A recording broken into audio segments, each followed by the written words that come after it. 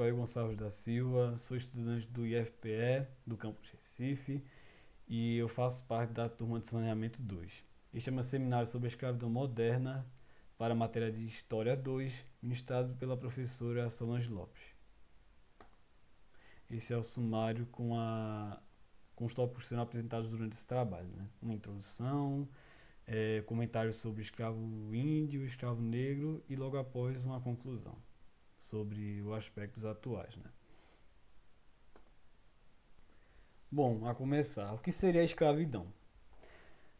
A grosso modo, né, é um homem sujeitar-se a outro, né, sendo apenas uma propriedade dele e agindo apenas pela força do trabalho, né, mas com o seu livre-arbítrio anulado, né? Uma maneira de relacionamento entre seres humanos. Bom, essa não é uma ideia que provém do período moderno da história, mas já vem de muito tempo já, desde a antiguidade até. Na Mesopotâmia e Egito, por exemplo, né, quando eles tinham grandes obras públicas para serem levantadas, eles chamavam trabalhadores comuns, né, com a autoridade deles, para que eles pudessem entrar nesse trabalho extenuante, né, de erguer esses grandes edifícios e outras obras em geral. Logo após isso, né, quando se encerrava a construção, eles retornavam às suas atividades comuns. Mas não havia sistema de venda como a gente veria no Brasil colônia, né? Nem na Grécia e Roma tinha um sistema grandioso como esse, né? Apesar de que eles tinham, né, essa forma de extração de trabalho, né? A escravidão como uma extração de trabalho, né? Bem, antes do Império Português ele descobrir o Brasil, né? Ele já tinha algumas outras colônias, né? De início eles obtinham os escravos de uma forma mais aleatória, né? Geralmente eles faziam expedições para procurar riqueza, né, no noroeste da África e raptar esses nativos para que eles pudessem, né, ser serviçais. E fazia parte, né, do conjunto de atividades que eles gostavam muito de fazer por ali. E bem, como é que eles faziam isso? Pegavam esses escravos. Geralmente eles raptavam, né, invadiam, quebravam a casa, pegavam uma família, mas também haviam negociações, né, a compra. Geralmente compravam esses negros cativos com outros negros que poderiam ser inimigos ou até simplesmente queriam fazer uma transação comercial, sabe? Isso só. E geralmente esses lusitanos eles buscavam o litoral, buscavam também, mas eles preferiam ir para o interior da África. E a moeda de troca era o quê? Eles faziam escambo, né? Eram trigo, tecidos, sal e até mesmo cavalos, né? E bom, como ele pode perceber, o negro mercadoria já existia nesse período e é algo que vai se desenvolver mais para frente ainda durante o século XVI, né? Que a gente encontra diversos elementos, né? Para que haja a formação das grandes lavouras. Entretanto, né? Antes da escravização negra aqui no Brasil, né? Com a descoberta dos lusitanos desse território, eles usaram o que tinham por aqui, os nativos indígenas. Bom, como eles estavam muito interessados nos produtos tropicais, né, principalmente a madeira do pau-brasil, eles queriam utilizar essas pessoas que estavam por ali, né, para que elas pudessem trabalhar por elas. E então, com a mesma prática que já realizavam com os escravos, só que agora, com os escravos não, perdão, com os negros, eles realizaram agora com esses nativos, dando qualquer quinquilharia para que eles se impressionassem e se vendessem para esse trabalho. E muitas expedições foram realizadas no território brasileiro, né? As mais famosas com certeza foram as dos bandeirantes, né? E eles tinham o objetivo exclusivo de caçar esses índios, né? Quase que exclusivo praticamente. Supõe-se que tenham sido aprisionados e escravizados cerca de 300 mil indígenas, né? E, bom, frequentemente, né, variava. Podia ser da mesma forma, né, um rapto e até mesmo uma venda, como realizavam já na África, né? Geralmente o índio, né, como a sociedade estava sendo desestruturada por conta dessa invasão portuguesa, ele se via na obrigação de vender, entregar a um familiar para poder ter um prato de comida, apenas por isso, né? E essa é uma das várias maneiras de reduzir a população indígena a essa servidão, né? Além disso, a gente também tinha essa força indígena utilizada para administração de locais onde havia a ordem católica dos jesuítas, né? com um trabalho assalariado, geralmente. Bom, sem prudência alguma, né? Esses patrões, eles exploravam bastante os índios para chegar à exaustão mesmo, né? Era até o máximo do máximo, né? Não respeitavam nenhum limite e as cargas de horários de trabalho eram exorbitantes.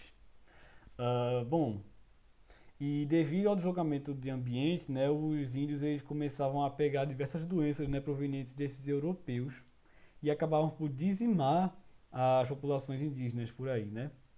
E esses foram um dos fatores, né, que ocasionaram um grande problema na mão de obra indígena. Por quê? Vamos lá. A gente tem vários fatores. Fraca densidade dos indígenas pelo Brasil, né?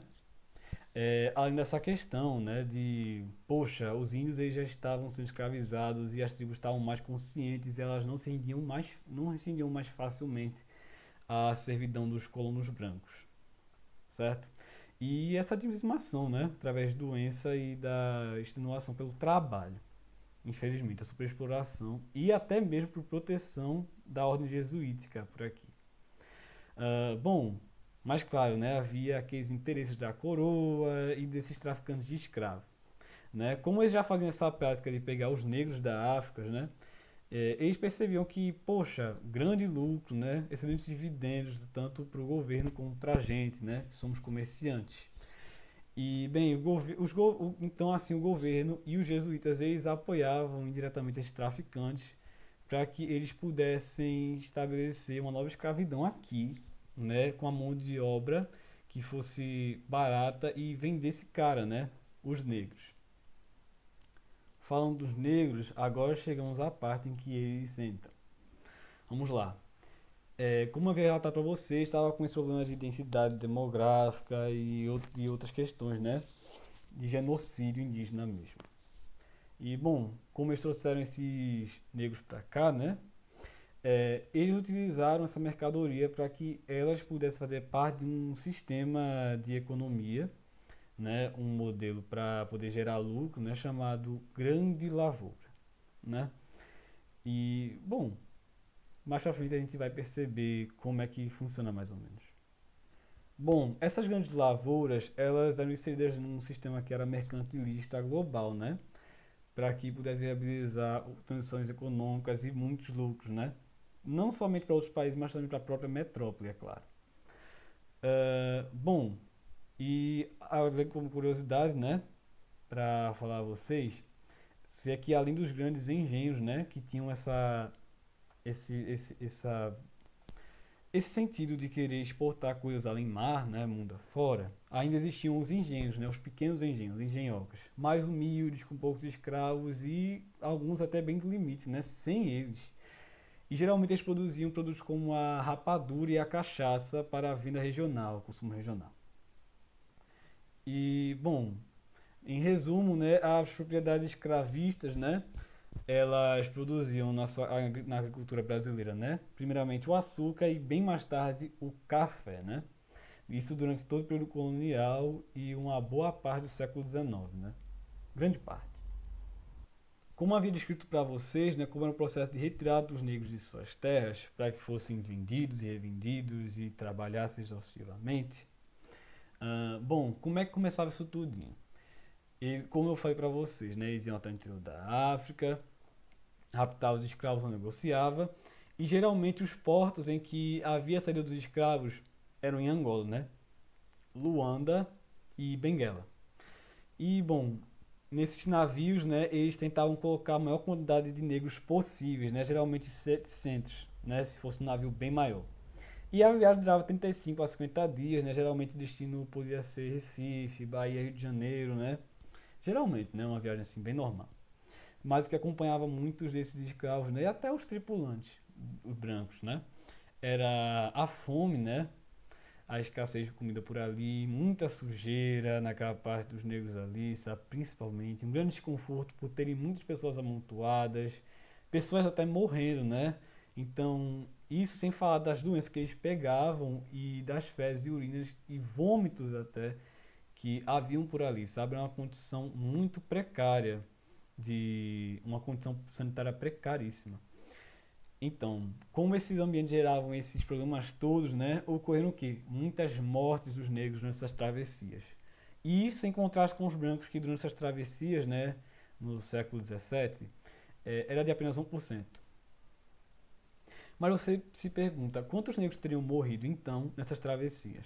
Há um historiador chamado Luiz Felipe de Alencastro, que segundo ele, né, ele recolhendo dados históricos, né, através de cifras de algumas épocas, ele achou uma que ele considerou ser a mais coerente, né? E através disso ele tirou as seguintes conclusões, né? Segundo ele, 40% dos negros morriam nos primeiros 6 meses subsequentes ao seu apressamento, né? Lá no interior da África, a caminho do litoral. 12% desses sobreviventes morriam durante o mês em que ficavam nos portos, aguardando esse transporte, né, para os navios. E durante as travessias, né, morriam 9% dos que embarcavam. E a metade dos que chegavam morriam durante os primeiros 4 anos no Brasil. Veja quanta gente. Chegando por aqui, né, como eu disse para vocês, o destino era o Nordeste, o Norte e o Rio de Janeiro também.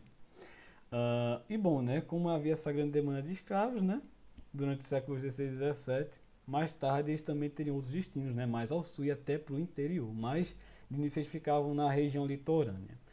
E bom, como se pode esperar, né, pode esperar, o tráfico se desenvolveu pela importação direta dos proprietários da terra, que mandavam alguém para que pudesse buscar mais escravos, né, comprasse escravos para que trouxesse aos engenhos deles.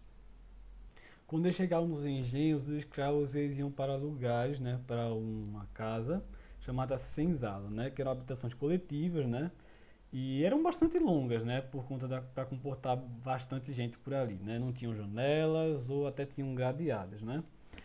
E bem, eles ficavam nessa moradia e recebiam outras roupas, né, os homens recebiam um tecido grosso, né, com as calças também, né, e camisas e uma espécie de colete longo também, né, que é para protegê-los durante o ano todo. Já as mulheres, né, dependendo, claro, do trabalho, mas geralmente era dessa forma, né, eles usavam uma saia, normalmente do mesmo material, né, e blusa de chita ou até de cretone, né. E bem, eles começavam a trabalhar de madrugada e estendia-se até o turno da noite, né? Acordavam às 4 da manhã e dormiam por volta das 9, 10 horas. E haviam pequenas pausas, né, por conta das refeições, mas o sol excessivo e a chuva não eram um problema para que eles parassem de trabalhar, né? Só se eu fosse em casos extremos, né? Dessa forma, como eles vinham aqui para o Brasil, eles eram catequizados, né? Eles recebiam outro nome, um nome cristão, para que eles pudessem ser salvos, né? Esses infiéis pudessem ser salvos. Era obrigado a tornar-se um católico, né? E era importante esse processo de batismo para que a sua alma fosse salva, né? Formalidades apenas. Então, com isso, a gente pode refletir que o negro, no período escravocrata aqui do Brasil, ele perdeu sua identidade, do lugar de origem dele. E sofreu muita violência através de castigos como o chicote, né, a pé e a máscara de Flandres, né, que servia para evitar o consumo de alimentos e bebida, né. Inclusive, até uma característica que atribui muito ao negro, que ele bebe muito, que ele é um beberrão, né, trazendo esses preconceitos para a raça negra, né. Como conclusão que podemos ter de todos esses fatos é que o negro era apenas visto como uma propriedade, né, do que ser humano, né. Ele não havia senso de humanidade para o negro. E, bom, para os senhores, né, a verdade era que você, negro, é minha propriedade absoluta, o indígena também no começo. Ele tinha propriedade absoluta sobre esse escravo. E eu tenho todo o meu direito de poder vendê-lo, trocá-lo, até alforriá-lo, né? E puni-lo até com a morte, sabe? Então é aquela coisa, o direito de um homem ter tanto poder sobre o outro, né? Era uma coisa vista com bons olhos, era naturalizada. Que a gente possa entender, né, que a escravidão não é apenas um simples fato que ficou no passado, né? A herança escravista, ela continua mediando muitas relações cotidianas, né? E a gente sempre acaba estabelecendo, olha, esse é negro aqui, eita, ele vai saber menos do que eu. Nossa, ele não vai compreender outros assuntos, ele não é capaz de realizar tais coisas, né? Capacidade manual, intelectual, em diversos âmbitos, sabe? A gente acaba por determinar o negro, a habilidade do negro, simplesmente pelo fato dele ser negro, né? E caracterizar outras funções para ele, né? Dizendo que ele só serve para poder executar músicas, por exemplo, o gospel, né? Aquele canto, né? Aquele canto gospel, né? Entoado pelos negros, né? O samba e todas as coisas mais, né? Até alguns esportes como a corrida, por exemplo, como podemos ver, quenianos, né? E também categorizar pessoas mulatas, né? Com esses nomes meio preconceituosos até. Porque mulata justamente é um cruzamento que é uma égua com um jumento que dava a mula, sabe? E mesmo assim a gente acaba por alimentar esse preconceito, né? E gera a discriminação racial, né? Que infelizmente infiltrou-se em nossa sociedade, na estrutura social e causa tantos casos de preconceito que hoje podemos ver, né? É necessário repensar a história do negro, não pelo ponto de vista do europeu branco, mas do ponto de vista do negro, para você compreender a visão dele. Isso chama lugar de fala, tá? Hoje em dia temos mais esse engajamento para que a gente possa compreender que, poxa, uma história fale mal de alguma pessoa repetidas vezes se tornará uma verdade, né? Se tornará um único processo para descobrir como é que isso se tornou, sabe? E não que, poxa, há vários âmbitos, são vários caminhos que se cruzam e formam uma linha reta depois.